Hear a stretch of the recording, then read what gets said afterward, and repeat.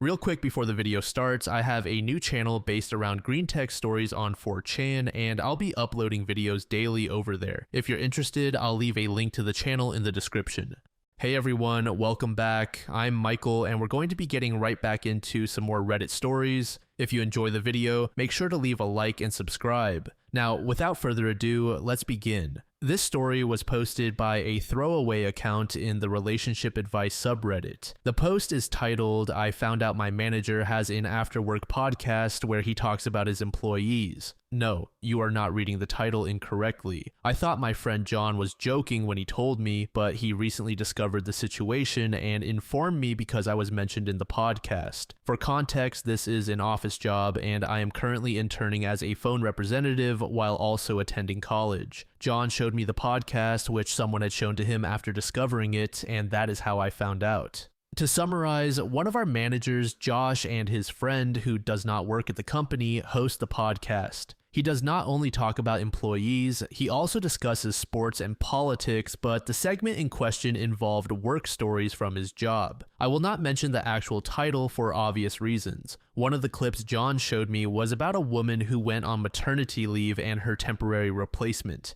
He made jokes comparing them, using their first names, and even referred to the replacement using an offensive term. However, the clip about me involved my Instagram account. In short, I have not used Instagram in several years, and my last post was actually 4 years ago. Perhaps I should have set it to private, but I have since deleted it this week. On the podcast, he talked about how some of the managers follow one another and some of the employees, but there were a few he did not follow, which led him to search for them in order to learn more about his team. That is how he came across my account. He said I had a hidden talent for dance from high school that I did not tell him about, and he joked that it was because I did not want to be hit on. He also commented that my boyfriend must be happy with my flexibility, even though I am single, and his friend said that that was the reason I posted and that my face was not doing it. Josh also joked about whether I was still flexible, and his friend suggested to drop something to have me bend down. Josh is known as a jokester at work, but I was shocked by his video. It is on YouTube. While his face does not appear in the video, his name is included in the description. After telling the mother who was on maternity leave, my friend wants to address the situation with human resources.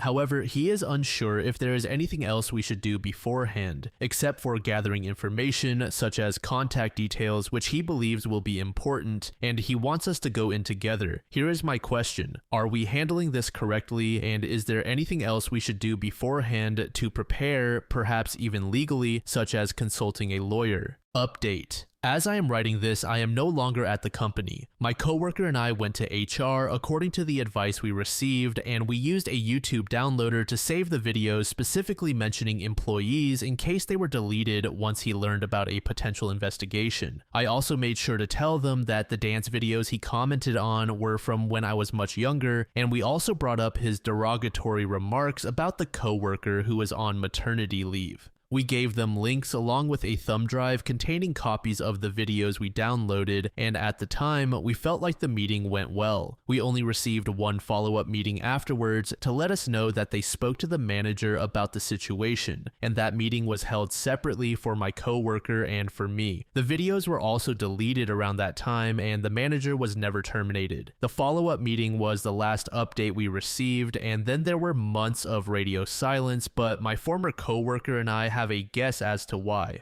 All of the managers, including the 2 HR workers at our office, are close, and they often go out for sushi together after closing in the same plaza as our office. They also follow one another on social media, so we were not really expecting much when they are practically friends and post Instagram photos together, including the HR managers too. Months went by with no updates after the final follow-up, and the manager who hosted the podcast began to treat me differently. For example, being curt with me or giving me side eyes. Even the mother who was on maternity leave filed a complaint after we told her about his comment, but again, nothing came of it as far as we know. Eventually, I submitted my 2 weeks notice, and that was the end of it. His podcast channel is still online and posts new episodes, but nothing regarding work or co-worker stories from when I last checked. My coworker said he would not be surprised if the other managers already knew about the podcast, given how close they were. I began looking for other work around the time we initially went to HR because he really came across as a creep. There was another comment from the video about me that I forgot to mention, but he joked that he should offer a prize for whoever could do the best split at the annual Christmas party as a way to see if I was still flexible. They play fun games at the Christmas party, and the whole thing felt wrong to me. I did not attend for obvious reasons, but it is disturbing just knowing that a manager I thought was completely normal could be so inappropriate. Overall search said 19 now, so the man was speaking sexually about a minor. Cutie Bo Booty said, it is a shame that OP likely does not have the money and energy to sue the former company. This is a perfect example of a hostile work environment.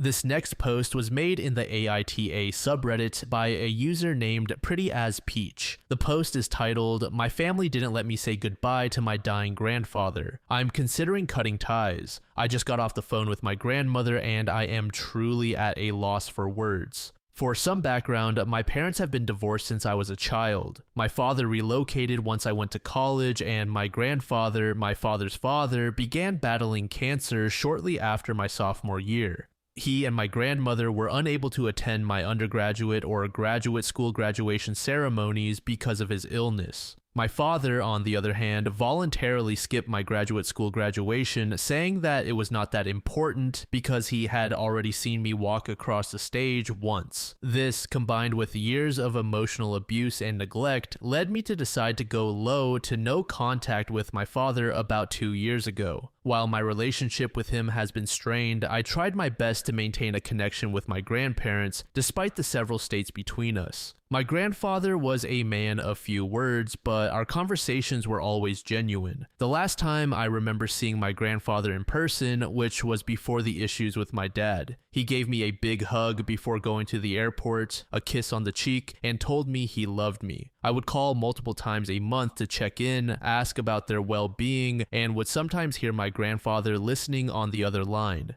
Each time I asked my grandmother if I could speak to him, she would make up some excuse as to why he could not come to the phone. She kept me updated on his treatments, and I knew things were getting bad last summer. My mom and I were planning a trip to visit my grandparents, who live hundreds of miles away from me, so I could say goodbye to my grandfather, as I had a feeling his time was coming. We did not tell them about the trip, and were going to make it a surprise. The week before my mom and I were scheduled to fly out, I received a text from my aunt saying that my grandfather had passed away. I was devastated. There was no viewing, no funeral, but they told me they were thinking about holding a celebration of life in the spring. They did cremate him, but according to what I was told, only my grandmother was present for this. I called my father to express my condolences, and he mentioned that my grandfather died disappointed in me because my father and I no longer spoke. This brings us to now. I called my grandmother to check in. She mentioned how she regrets and feels bad that I am not as close to her and my grandfather as I am to my mom's parents. This is true, as for a period during my childhood, my mom and I lived with her parents. As I was growing up, we also lived about an hour away from them compared to the 12 to 14-hour drive it would have taken to see my dad's side of the family. The one that they see the most and interact with the most is more than likely the favorite grandchild. What? I have one other cousin on my dad's side, so was she implying I was not the favorite?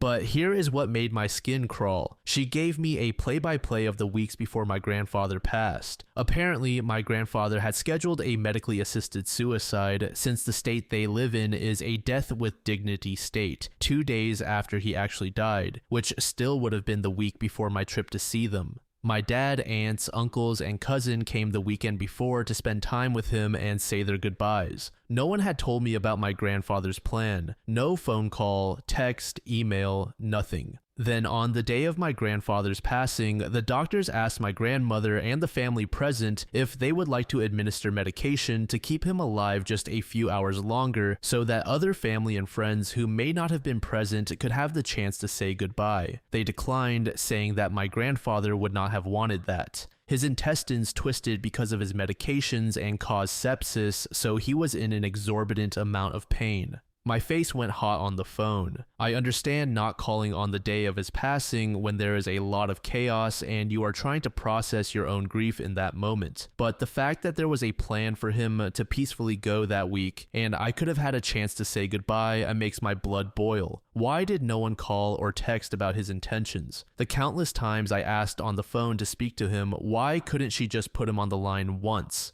I truly do not want to believe that my grandfather was disappointed in me, but I am starting to question why I was so out of the loop. Is it because I am not the favorite? It took every fiber of my being to not lash out and scream as my grandmother sobbed, recounting the story on the phone. I mustered the strength not to break down and found a way to get off the phone with my grandmother. I do not know what to think, but my heart is telling me that I am no longer part of that side of the family. If there even is a celebration of life, at this point I am not sure I would want to go. My mom suggested I write in and get people to weigh in, but she is on my side. She has been great through all of this. Update. I decided to call my aunt, the one who had notified me via text that my grandfather had passed in the first place. I figured she would be the most straightforward about everything. I did not initially bring up the whole why did no one call me so I could speak to him to say goodbye, but I wanted to get some answers. I wanted closure. I told her I was having a hard time understanding that if he had a whole plan and I had numerous chances to talk to him, why I was not given the chance.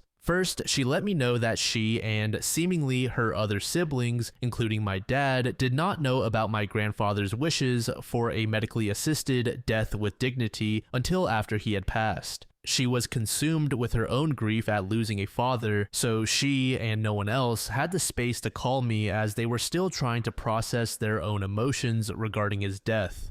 Up until the very end, he wasn't thinking about anyone but himself. He was a very selfish man, she said. As for the whole grandfather died disappointed in you, she vehemently denied it and apologized for my father's ignorance. She validated my feelings but questioned how much better it would have felt for me to say my goodbyes. I cannot say for certain if it would have or would not have, but I can speak to how I feel and it hurts. My aunt insisted I did not have that strong of a connection to him and compared my relationship with him to the one she had with him and my grandmother. Realistically, how much of a part of your life was he? I would not let someone who did not have that much of an impact on your life while he was alive have an impact on your life now that he is gone. I would certainly hope that my relationship with my grandfather is different from my grandmother's relationship with her life partner. My aunt then said I did not need validation from my dad's side of the family with all that I have accomplished in my life, but she is here if I need to talk.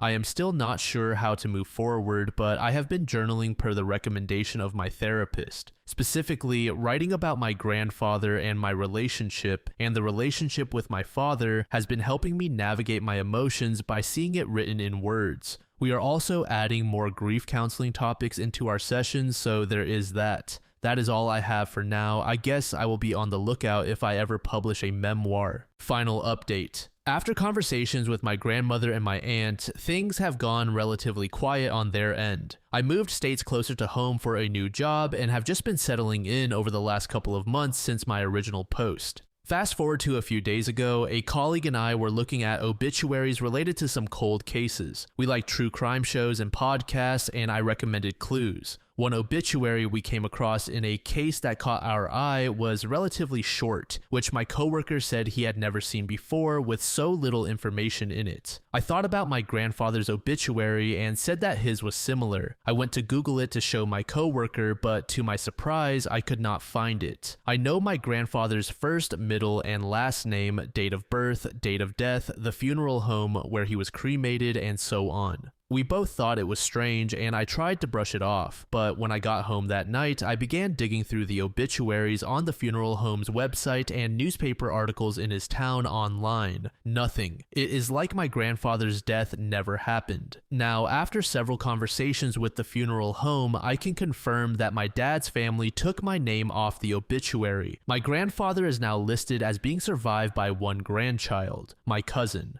Not only that, but someone in the family asked for it to be taken off the website, which is why I could not find it. I do not know when they did this. The funeral home did not divulge, but I do know that because I am not listed as the direct next of kin, I cannot change it back. A picture of him and me from when I was 2 or 3 years old is literally hanging in my living room. I am at a loss for words. I cannot even fathom having a conversation with someone about, hey, why did you take my name off my grandfather's obituary? Only to have it changed to say he has just one grandchild. I do not even think it is worth expressing to them how deeply hurtful this is. I do not even want to bring it up to them. So that is, I think, where I will leave this. I am going to continue to lean on my mom and her side of the family for guidance in all of this. And, of course, therapy. Thank you to everyone for your encouragement, love, and support during this time. I really appreciate it. Great Grade said, makes me wonder if they were actively trying to cut the grandchild out of the will. Skuld the Nornir said, I was my grandmother's only living grandchild and I did not make it into the obituary. It is like once my parents divorced, they divorced me too. Oddly enough, my sister, who died before the divorce, did make the obituary. Thank you so much for making it to the end of the video, and thank you also to partner of the channel, GamerSupps. Use code DLAM to support the channel and get 10% off of your purchase, link in the description. I'm sure many of you like me have a hankering for daily caffeine, so go check them out. Lately, I've been a big fan of Titty Milk and Acid Rain, but they've got dozens of other flavors for y'all to try out. Anyway, thanks again for reaching the end, and I hope you all have an amazing passage of the next 24 hours.